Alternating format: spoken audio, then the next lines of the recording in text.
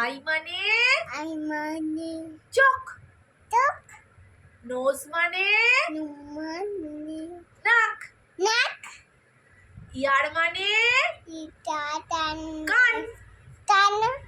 Hair মানে চুল। Hand মানে হাত। লেগ মানে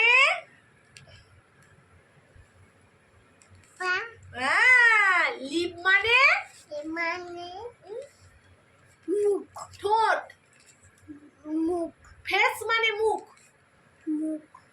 আর টুথ মানে কি? দাঁত। আর টাঙ্ক মানে কি? হ্যাঁ। আর আর কি বলবো গো?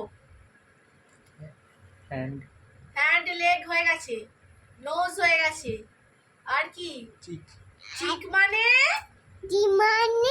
গাল।